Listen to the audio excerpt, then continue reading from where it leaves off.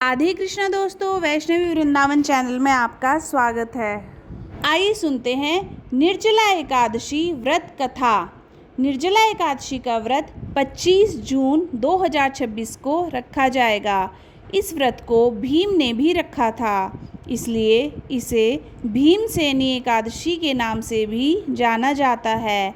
जो निर्जला एकादशी का व्रत रखता है उसके पाप मिट जाते हैं और मोक्ष की प्राप्ति होती है। भगवान विष्णु की पूजा के समय निर्जला एकादशी व्रत कथा ज़रूर सुननी चाहिए, तभी व्रत पूर्ण माना जाता है। निर्जला एकादशी में अन्न और जल का सेवन नहीं करते हैं, इस वजह से इसे निर्जला एकादशी कहा जाता है। आइए जानते हैं निर्जला एकादशी के व्रत का पारण का समय क्या होगा। इस व्रत का पारण 26 जून को सूर्योदय से लेकर सुबह 8:13 के बीच तक कर सकते हैं। यानी आप सूर्योदय से लेकर 8:13 के बीच में कभी भी व्रत का पारण यानी व्रत को खोल सकते हैं। आइए सुनते हैं निर्जला एकादशी की व्रत कथा।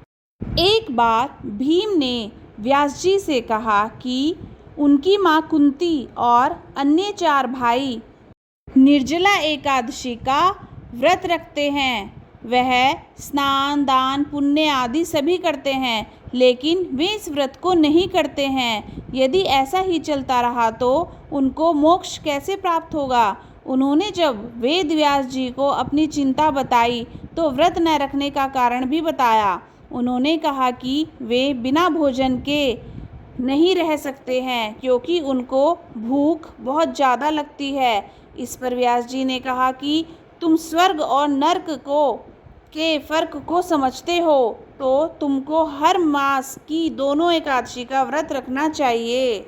एकादशी के दिन अन्न का सेवन न करो। तब भीम ने कहा कि बिना भोजन के रहना तो संभव नहीं है। उनके पेट में वृक नामक आग है, जो भोजन से ही शांत होती है। उसे शांत करने के लिए दिन भर में कई बार भोजन करना पड़ता है। ऐसे व्रत रखना कैसे संभव होगा।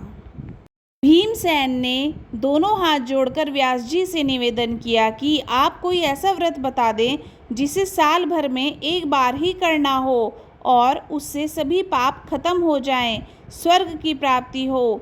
व्यास जी ने कहा कि साल भर में 24 एकादशी व्रत होते हैं, जिसमें भगवान विष्णु की पूजा की जाती है। जब विधि विधान से हर माह की दोनों एकादशी का व्रत रखा जाता है तो विष्णु कृपा से मोक्ष मिलता है। जीवात्मा जन्म और मरण के बंधन से मुक्त हो जाती है। ये बातें सुनकर भीम और चिंतित हो गए कि वे 24 एकादशी व्रत कैसे करेंगे। बिना भोजन उनका रहना मुश्किल है। क्या वे पाप मुक्त नहीं हो पाएंगे, उनको मोक्ष नहीं मिलेगा।